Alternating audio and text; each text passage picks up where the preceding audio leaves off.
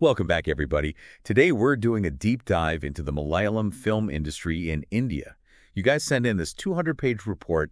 It's from a government-appointed committee. And wow, it's a lot. Yeah, and this report, it didn't just appear out of nowhere. This came about because women working in the industry, actresses, crew members, everybody, they basically sent up a huge flare saying, things are messed up, someone help. So this report is like a direct response to that call. What really stood out to me was just the total lack of respect for women, like basic human rights.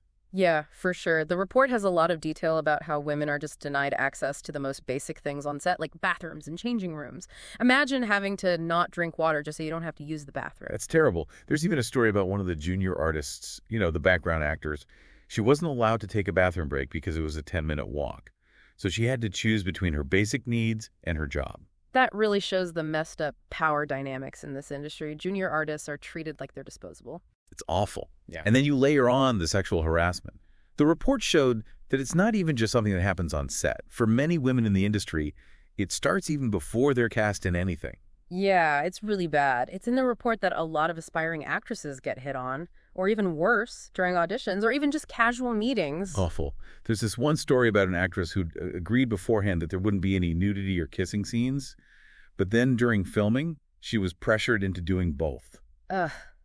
That just shows how they don't even use formal contracts. So these young women, especially the new ones, are just super vulnerable. They just want a chance, so they're too scared to speak up. It all creates this culture of fear and silence, which you can see all over the industry. The report even used the words powerful lobby and mafia to describe the group in charge. Right, and that mafia basically uses the existing industry organizations, AMA and FEFCA, to do their dirty work. If they don't like you, they can basically make sure you never work again. Wow. There's even a part in the report about this one prominent actor who spoke up against the system. And of course, he had a ton of problems because of it.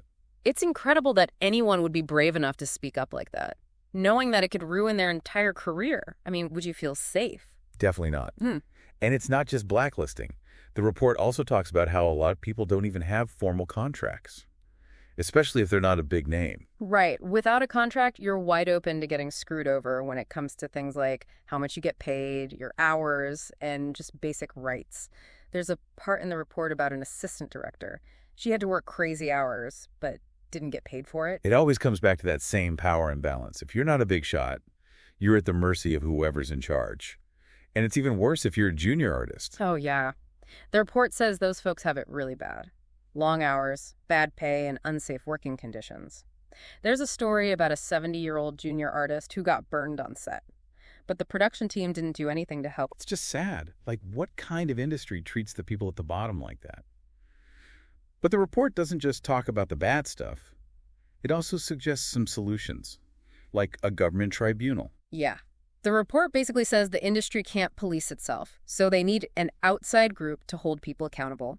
This tribunal would investigate complaints and make sure people are following the rules. Hopefully, it would make things safer and fairer for everyone. It's a pretty big step. I mean, anytime the government gets involved, there are a lot of questions. But this might be the only way to fix things. The report also talks about mandatory training, to teach people about gender sensitivity. Seems pretty obvious, but do you think it would work? I don't know. I mean, training can teach people about the issues. But real change has to come from within. The whole industry has to start valuing respect and equality. Exactly. And it's not just attitudes. The report says there need to be more women in technical roles, like behind the camera. Cinematographers, sound people, editors, all that.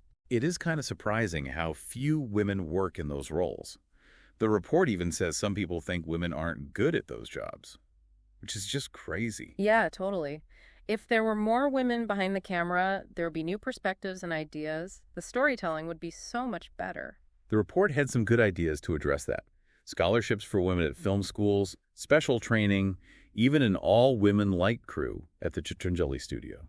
That's cool. And they also mentioned a film festival just for women. Give them a chance to show off what they can do. It's good that they're looking for actual solutions. And it's not just work stuff. The report talks about how hard it is to balance family and work for women in this industry. Yeah, for sure. The hours are crazy, and you never know what's going to happen next. So the report says there should be a fund to help women who have kids or need to take time off for family stuff. It's about time. Women shouldn't have to pick between their family and their career. This fund could help a lot. Definitely a good thing. But they didn't just talk about behind the scenes. The report also looked at how women are shown in the films. Yeah. It wasn't good. Basically, it says Malayalam cinema is stuck in the past. All these stereotypes about women and showing them as objects. You almost never see a woman in a leadership role. Yeah, it's frustrating. Film is so powerful. When all you see is women playing the same old roles, it just reinforces those stereotypes. Yeah. And it's just not true. The report says it's a reflection of how women are treated in the real world. So to change the industry, we need to change the stories. For sure. They say we need to see women in all kinds of roles, like leaders, professionals, complex people. It's about time. Absolutely. We need stories that show what women's lives are really like. And for that, you need women writers, directors, producers. Yeah. If you want different stories, you need different people telling them. Exactly. They bring a whole new perspective. For sure. And they can challenge all those tired stereotypes that have been around for way too long. The report's recommendations are pretty big. It's basically saying the whole industry needs to change. But will they actually listen? I mean, it's a lot to ask. But after this report, I think they're going to have to do something. Yeah, it definitely exposed all the problems. I got people talking.